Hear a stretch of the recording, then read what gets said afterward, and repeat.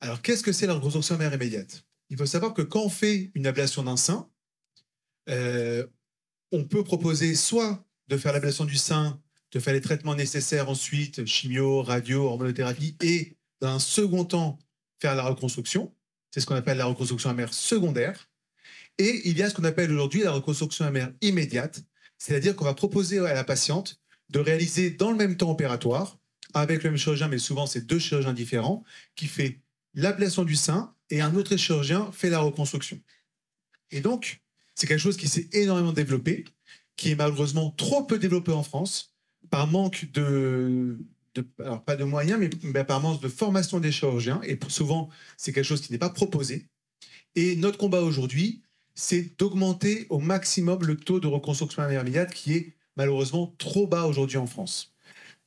Donc, malheureusement, on sait que quand on annonce à une patiente qu'on doit retirer la poitrine dans sa totalité, soit parce que la tumeur est trop grosse, soit parce qu'il y a plusieurs tumeurs dans le sein, bah, c'est un raz-de-marée. C'est-à-dire que la patiente vient en pensant qu'elle a un cancer, on va pouvoir le retirer, et là, on lui annonce qu'on doit retirer sa poitrine. Et c'est un cyclone. C'est une tornade, ça dépend des... Voilà, pour les patients, les deux fonctionnent. Et c'est très difficile à encaisser parce qu'on apprend en même temps qu'il y a un cancer et qu'en même temps, la sanction chirurgicale va être très importante. Et aujourd'hui, pendant très longtemps, on a parlé du fameux deuil du sein, qui était très important, que la patiente ait d'abord l'ablation du sein, qu'elle attende plusieurs années avant de se reconstruire pour pouvoir faire ce qu'on appelle le deuil du sein. C'est quelque chose qui est complètement dépassé aujourd'hui. Ça a montré que ça n'a strictement aucun intérêt. Et qu'on va pouvoir proposer ça marche, aux patientes une reconstruction immédiate. En fait, le rôle du chirurgien, ça va être de faire en sorte pour que la patiente aborde la chirurgie de façon la plus sereine possible. Et c'est pour ça qu'aujourd'hui, il est prouvé que la reconstruction mammaire immédiate va permettre à la patiente d'accepter plus facilement la chirurgie. C'est évident, mais pendant très longtemps, et encore, on entend encore des chirurgiens dire ça aujourd'hui, pendant très longtemps, on disait qu'il fallait attendre quelques mois, quelques années pour faire son deuil du sein. Pourquoi c'est important? Parce que déjà, le bénéfice psychologique, il est indéniable. La patiente ressort du bloc opératoire avec un sein qui n'est pas parfait, qui va nécessiter des améliorations esthétiques. On a rarement un résultat parfait du premier coup, mais elle va pas sortir de l'intervention plate. Et aussi, parce qu'on le sait, et c'est prouvé aujourd'hui, que le résultat esthétique d'une reconstruction mammaire immédiate est bien meilleur qu'une reconstruction secondaire. Pourquoi? Parce que la façon de faire l'ablation du sein va être différente quand on envisage ou pas une reconstruction mammaire immédiate. Quand on envisage une reconstruction mammaire immédiate, on va garder beaucoup plus de peau. Et donc, le résultat esthétique est bien meilleur. Donc, c'est très, très important pour les patientes et qu'on leur propose, ça ne veut pas dire qu'on va le faire, mais que le sujet soit abordé à chaque fois qu'on parle, ce qu'on appelle d'une mastectomie, donc de l'ablation de la poitrine. Et donc, on va se poser la question de quelle patiente est la bonne candidate pour ce type de reconstruction immédiate. Il faut savoir que malheureusement, on ne pourra pas le proposer à tout le monde. Pour les patientes qui ont des tumeurs très agressives, on va éviter la reconstruction mammaire immédiate parce qu'on a besoin d'une surveillance très rapprochée et d'examens complémentaires importants. Pour des patientes qui ont des facteurs de comorbidité, c'est-à-dire des maladies à côté qui pourraient entraîner des complications, comme un diabète qui n'est pas équilibré, une patiente qui fume et qui continue à fumer. Ça, on sait que la reconstruction mammaire immédiate va mal se passer et c'est souvent très mal vécu par les patients. Donc, parfois, chez certaines patientes qui ont des facteurs dont on sait que ça va augmenter le risque de complications, on va leur proposer de faire la reconstruction mammaire dans un second temps parce que ce sera moins risqué. Donc, c'est vraiment une discussion, mais vraiment le message, c'est qu'à chaque fois, aujourd'hui, en 2024, à chaque fois qu'on parle d'une mastectomie à une patiente, une ablation de la poitrine, on doit lui en parler en tout cas de la reconstruction mammaire immédiate et de faire la balance bénéfice-risque. Ce qu'on va faire aussi, et ce qu'on ne faisait pas encore il y a quelques années, c'est qu'on va se battre pour garder l'aréole. Alors, ce n'est pas toujours possible quand la tumeur, par exemple, est trop proche de l'aréole. Mais aujourd'hui, même en cas de cancer, si la tumeur est à distance de l'aréole, on va pouvoir garder cette aréole. Et ça change tout. Ça change tout parce que même si aujourd'hui on fait des choses très bien en reconstruction, en tatouage, ben, c'est jamais aussi bien que l'aréole originelle. Donc aujourd'hui, que ce soit en chirurgie prophylactique, où là on la garde, prophylactique c'est la chirurgie préventive pour les patients à haut risque, dont on a parlé tout à l'heure. Là on la garde dans à peu près 100% des cas. Et dans les cancers, on est en train d'exploser les scores et on garde un maximum de fois l'aréole pour, encore une fois, la qualité de vie des patientes et le résultat esthétique. Ça, c'est une photo que m'a envoyée une patiente chez qui on a fait une double mastectomie. Et vous voyez, d'un côté, on a pu garder l'aréole, de l'autre, non. Là, pour la patiente, en fait, ça change tout. Elle a l'impression d'avoir un œil fermé et un œil ouvert. Et même si on arrive à faire des choses très jolies en reconstruction, ce ne sera jamais sur son aréole originelle. Donc ça, c'est quelque chose qui a vraiment transformé la chirurgie et la reconstruction immédiate parce qu'on va garder toute la peau du sein et l'aréole. Un exemple, chez cette patiente donc, qui a une mutation BRCA dont on a parlé tout à l'heure, une mutation génétique, elle va devoir faire une mastectomie préventive. C'est-à-dire qu'elle n'a pas de cancer et on va lui faire une mastectomie pour éviter qu'un cancer apparaisse. Ben voilà le résultat post-opératoire. La cicatrice est sous le sein. Donc là, il faut imaginer qu'on lui a enlevé les deux seins, mais on a gardé toute la peau et on a gardé l'aréole. Donc on imagine bien que ce résultat-là, on ne l'aurait jamais eu si on avait tout enlevé et qu'on avait attendu quelques mois, quelques années pour reconstruire. Donc c'est des résultats qu'on n'a pas en secondaire, c'est pour ça qu'il faut en parler en consultation. Un autre exemple, parfois, comme je vous ai dit, on a besoin de retouches. D'accord ? C'est-à-dire qu'on n'a pas de résultat parfait du premier coup. En particulier chez les patientes, donc juste la patiente d'avant, c'était une reconstruction par prothèse, d'accord ? Pour les patientes qui veulent une reconstruction uniquement par injection de graisse, ça arrive, hein, c'est de plus en plus demandé, et ben, le premier résultat ne va pas être terrible. D'accord ? On le sait, c'est attendu, parce qu'on ne va pas pouvoir injecter beaucoup. Mais la patiente, elle est consciente, on lui a expliqué que c'est en plusieurs étapes, et on va continuer à injecter une fois, 2 fois, 3 fois, et on va obtenir un sein uniquement avec de la graisse, donc très souple, aussi souple que l'autre côté, et un résultat esthétique qui est très satisfaisant. Alors, vous n'avez pas les photos comparatives, mais elle a aussi perdu pas mal de ventre grâce à la liposuction, parce que c'est la graisse qu'on prend chez elle. D'accord ? Donc, la reconstruction immédiate, c'est essentiel, mais on n'a pas forcément le résultat parfait du premier coup, ça nécessite de retouches. Quelles sont maintenant les nouvelles techniques qui vont encore permettre d'améliorer cette reconstruction mammaire immédiate ? Je ne sais pas si vous avez entendu parler de la chirurgie robotique. C'est quelque chose qui est en place depuis maintenant 2015. Et la bonne nouvelle, c'est que jusqu'à maintenant, c'était uniquement pour la chirurgie prophylactique. Aujourd'hui, donc la chirurgie préventive. Aujourd'hui, on a une nouvelle version du robot qui s'appelle le single port, ça vous en fichez un peu, où on est autorisé d'opérer des cancers avec.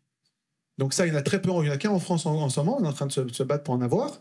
Et on va pouvoir opérer des cancers, donc faire des mastectomies, conservation de l'aréole et reconstruction en chirurgie robotique. Donc à quoi ça sert d'avoir un robot ? Déjà, pour ceux qui ne connaissent pas comment ça fonctionne, le chirurgien il est à la console et il y a une infirmière qui est avec le patient et qui change d'instrument si besoin au niveau de la table opératoire. L'intérêt d'avoir un robot, c'est qu'on a des instruments qui sont tout petits, qui permettent d'avoir un angle de travail bien plus important qu'en chirurgie classique, et surtout de faire une incision beaucoup plus petite et loin du sein, à l'aide d'une caméra, comme la chirurgie de cœlioscopie. Parce qu'avoir un robot, c'est bien, d'accord, mais si on fait moins bien que ce qu'on fait avec nos propres mains, ça n'a aucun intérêt. D'accord ? Donc il faut se poser la question si, est-ce qu'avec la chirurgie robotique, on arrive à faire mieux que ce qu'on fait ? Bah oui, parce qu'on a une vision en 3D, on est littéralement à l'intérieur du sein, donc on voit toutes les limites, toute la glande. Quand on vieillit un peu, bah, le robot il supprime les tremblements, donc ça peut être intéressant. Et vous voyez, on peut avoir des gestes très très précis, comme par exemple si vous avez besoin de remettre la peau d'un raisin, ça peut se faire au robot. D'accord ? Et on peut dire ce qu'on veut, c'est-à-dire que effectivement ça coûte cher, effectivement on est dans l'innovation, mais la robotique, elle est déjà présente au bloc opératoire. Et aujourd'hui, le chirurgien qui dit qu'on n'utilisera jamais la réalité augmentée, l'intelligence artificielle au bloc opératoire, c'est faux. Ça arrive, c'est déjà présent et c'est en train d'exploser complètement et de changer les pratiques, toujours dans l'intérêt des patientes. Donc là, pourquoi on fait mieux qu'en chirurgie classique ? Parce qu'en chirurgie classique, on fait une incision sous le sein ou sur le côté du sein. Et grâce à la chirurgie robotique, on arrive à faire une chirurgie de 4 cm, une cicatrice de 4 cm, sous le bras, à distance du sein. Comme ça, quand la patiente a les bras le long du corps, devant la glace, il n'y a aucune cicatrice sur le sein. Et ça, pour les patientes, ça change tout. C'est vrai que d'autres chirurgiens qui disaient au départ, ça ne sert à rien, on le met sous le sein, la cicatrice, on ne le voit pas. Mais en fait, pour les patients, ça fait toute la différence. Et ces mêmes chirurgiens, aujourd'hui, veulent être formés sur le robot. Juste pour vous montrer un exemple, donc cette patiente, comme tout à l'heure, elle a une mutation génétique, elle doit faire une chirurgie préventive. Donc ça, c'est avant l'opération. Et voilà donc le résultat après l'intervention. Donc ablation de sein bilatérale, reconstruction par prothèse, petite injection de graisse autour de la prothèse. Et on voit qu'on a un résultat qui est très satisfaisant. Aucune cicatrice sur le sein, juste une cicatrice de 4 cm sous le soutien-gorge à distance du sein. Et ça, pour les patientes, c'est la révolution. Seulement, ça coûte cher. Tout le monde n'a pas le robot. Et aujourd'hui, on a la solution. Parce qu'aujourd'hui, on arrive à faire la même chose. Là, je suis avec le docteur Seban au bloc opératoire. On arrive à faire la même chose en chirurgie célioscopique classique, laparoscopique. D'accord? C'est-à-dire qu'on arrive à avoir les mêmes résultats sans robot, avec des instruments que toutes les cliniques et tous les hôpitaux ont. Donc ça, c'est la nouvelle révolution. C'est toute la nouvelle ère de chirurgie mini-invasive du sein. Ça va, cette année, je pense, prendre un essor très important et ça va vraiment faire la différence avec la chirurgie classique. Dans les nouveautés aussi, dans ce qu'on va pouvoir utiliser pour la reconstruction, on a les bioprothèses qui sont en train d'arriver sur le marché. Ils sont encore au stade expérimental, mais qui va faire toute la différence. Aujourd'hui, on met des prothèses en silicone, avec du gel de silicone. On sait que ça reste un corps étranger, qu'il va falloir la changer au cours de la vie. Et ben aujourd'hui, il y a des prothèses que l'on met, qu'on remplit soit de graisse, soit d'un petit bout de lambeau, ce qu'on appelle, on prend de la graisse vascularisée, qu'on met à l'intérieur, et ça va se développer, et l'enveloppe va se résorber. Et donc, à la place, on n'aura pas une prothèse avec du silicone, mais uniquement la graisse de la patiente en une fois. Donc, c'est encore un stade expérimental, mais c'est aussi l'avenir, tout ce qui est les bioprothèses. Pareil, ce qui est déjà actif et ce qui fonctionne déjà, c'est la culture de graisse.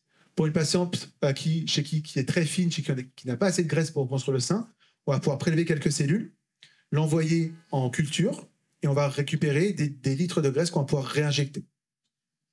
Donc ça, c'est aussi la nouvelle révolution. Et la vraie révolution, ce sera celle qui nous mettra au chômage, qui n'existe pas encore. Ce sera le jour où on vous dira, voilà, vous avez un cancer, vous prenez 3 comprimés, et ça va disparaître, et il n'y aura pas de chirurgie possible, nécessaire. Pardon. Et ça, on espère, pas tout de suite. On a encore quelques... Aujourd'hui, on a des chimiothérapies qui fonctionnent très très bien, dont on sait que la tumeur va se résorber quasi totalement, que c'est invisible à l'imagerie. Mais malheureusement, on sait que malgré tout, il va falloir quand même opérer cette zone. Donc on n'y est pas encore. La recherche avance en ce sens-là, mais peut-être qu'un jour, la chirurgie sera bien nécessaire et on espère voir ça un jour, puis on trouvera autre chose à faire. On va s'occuper, il n'y a pas de souci. En tout cas, voilà. En ce qui concerne la reconstruction, ce qui est sûr et ce qu'il faut garder en tête dans tout ce qui est innovation, c'est effectivement, il y a plein de choses nouvelles qui arrivent. Il faut penser que cette reconstruction doit être juste une étape dans la vie de la patiente et on doit garder en tête que cette patiente doit retourner à sa vie normale le plus vite possible en préservant sa qualité de vie. Que cet épisode du cancer ne soit pas quelque chose qui l'handicape pour le restant de ses jours. Ce sont que des patientes que j'ai opérées de reconstruction. Vous voyez qu'elles peuvent faire du ski nautique, du trapèze, de la plongée. La reconstruction mammaire permet le retour à la vie normale. Merci beaucoup.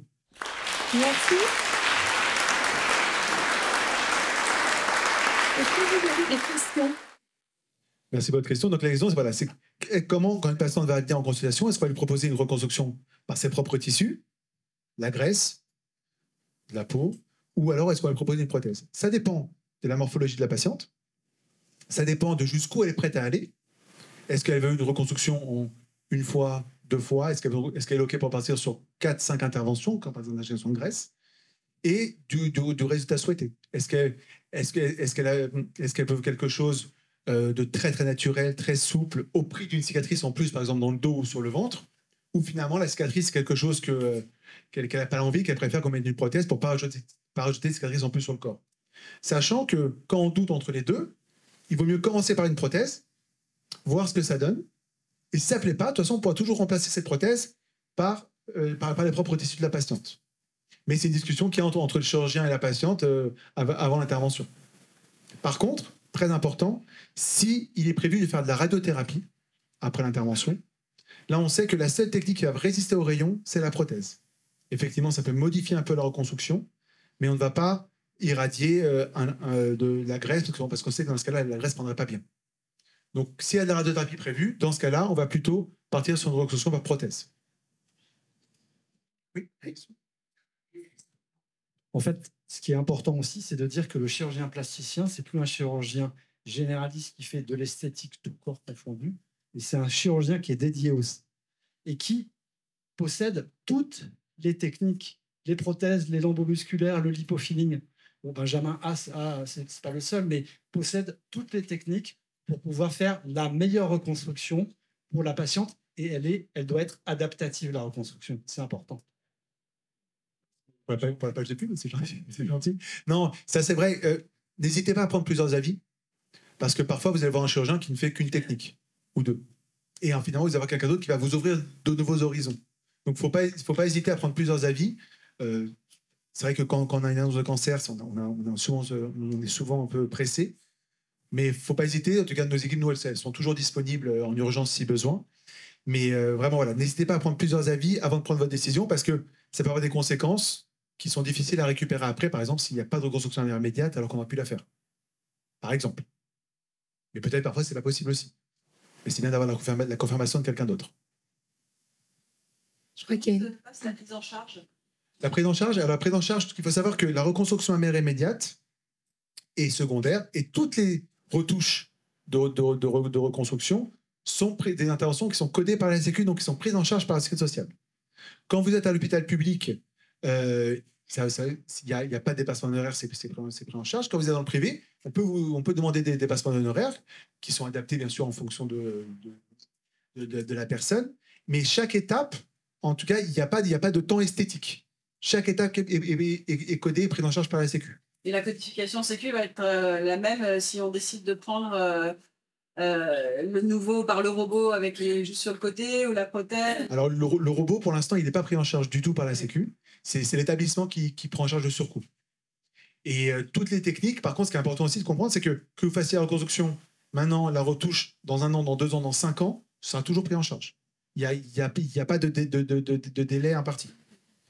Aujourd'hui, ça coûte combien d'être opéré par un robot? C'est la mutuelle qui va prendre en charge la différence. Là, c'est le patient qui paye. La mutuelle prend en charge par rapport à la sécurité sociale. C'est-à-dire, si la sécurité sociale ne prend pas plus, la mutuelle ne va pas mieux rembourser. Le robot, il est à notre disposition. Donc, utiliser le robot, lui-même, ça ne coûte pas cher. Ce qui va coûter cher, c'est le temps. L'intervention, elle dure beaucoup plus longtemps. L'intervention que vous avez faite tous les deux. Alors, c'est ça, c'est exactement ce que j'allais dire. La bonne nouvelle qu'on a aujourd'hui, c'est qu'aujourd'hui, on s'est rendu compte que la chirurgie endoscopique, dont je vous ai montré la photo tout à l'heure, donnait les mêmes résultats pour un coût moindre. Ouais, c'est important de le souligner. C'est important. On était bloqué, ça fait 10 ans qu'on est bloqué avec la chirurgie, on n'arrivera pas à faire aussi bien. Et aujourd'hui, on a le matériel qu'il faut pour faire identique, à moindre coût, avec moins de temps. Et ça, pas uniquement ici à Hartmann, Ambroise Paré, c'est aussi dans d'autres hôpitaux de France. Là, avec la célioscopie, justement. On est 2 pour l'instant. Il y en a un à Montpellier et nous. Il y a un Montpellier et nous. Donc, il y a encore des progrès à faire. On se bat pour ça. Je vais parler du coût. Le coût du robot, c'est le coût des consommables. C'est-à-dire qu'en fait, quand on fait de la chirurgie, on utilise plein de matériel à côté. Et c'est du matériel qui n'a pas une durée de vie illimitée. C'est-à-dire qu'on peut utiliser la pince 10 fois. Mais une fois qu'on l'a utilisée, il faut la remplacer. Inopérationnel. Donc en fait, ça, c'est un rêve. Est-ce qu'il y a d'autres questions? Oui. Alors, c'est peut-être hors sujet, mais j'avais envie de vous poser la question pour avoir votre avis concernant la dermopigmentation. Alors, j'ai vu qu'effectivement, vous allez utiliser des nouvelles techniques où on ne va plus en avoir forcément besoin. Mais pour toutes les patientes qui ont eu les anciennes chirurgies, qu'en pensez-vous? C'est safe, pas safe? Que du bien fait. Quand c'est fait par des professionnels. Ouais. C'est-à-dire que malheureusement, aujourd'hui, on a plein de personnes qui se déclarent spécialistes en tatouage d'aréoles et on voit parfois des mauvais résultats. Ce qui est sûr, c'est que les spécialistes sont bien meilleurs que nous. Il faut savoir qu'avant, le tatouage était fait par les chirurgiens. C'était des pigments qui ne tenaient pas forcément très longtemps et la qualité, aujourd'hui, par rapport à ce qui est fait aujourd'hui, c'est ridicule par rapport à ce qui est fait par des professionnels. Donc, il faut vraiment identifier les personnes qui sont spécialisées là-dedans. Une fois qu'on les a identifiés, c'est au médecin de décider quand il faut le faire. Parce qu'il ne faut pas le faire trop tôt, il faut qu'il soit bien cicatrisé, parce que malgré tout, ce n'est pas du danger. Un tatouage qui fait trop tôt peut entraîner une perte complète de la reconstruction, avec une infection. Donc ça, c'est pour ça, par exemple, chez Dermaréol, vous allez voir tout à l'heure, ils demandent systématiquement un certificat du médecin pour dire feu vert. Et ça prouve un grand professionnalisme. Et c'est très important, en tout cas, de s'adresser vers des personnes qui sont spécialisées dedans et qui font que ça. Mais à l'heure actuelle, ces personnes-là, elles n'ont pas non plus accès à la sécurité sociale. Exactement, c'est pas du tout remboursé, sauf certaines mutuelles. Certaines mutuelles, quand vous faites une demande spécifique, certaines mutuelles prennent en charge. Mais la sécu en elle-même ne considère pas que c'est pris en charge. Et même si ça passe par vous avec une feuille de soins, C'est pareil. c'est bon. En fait, on ne peut pas faire de feuille de soins si ce n'est pas nous qui faisons l'acte. Ok. En fait, la sécurité Peut-être que ça se fait, mais en tout cas, pas chez nous. Pas encore. Mais pas en fait. sociale renforce les professionnels. Voilà. Et oui, Voilà. bien sûr. Et ça, Donc, pour l'instant, il y a l'instant, certaines c'est mutuelles médecin, par contre, qui infirmière. sont engagées à le faire. Donc, ça vaut le coup de se renseigner. Effectivement, pour l'instant, ce n'est pas remboursé. Ça marche. Merci. Merci. Est-ce qu'il y a d'autres questions? Non, alors, merci beaucoup, Benjamin Sarfati.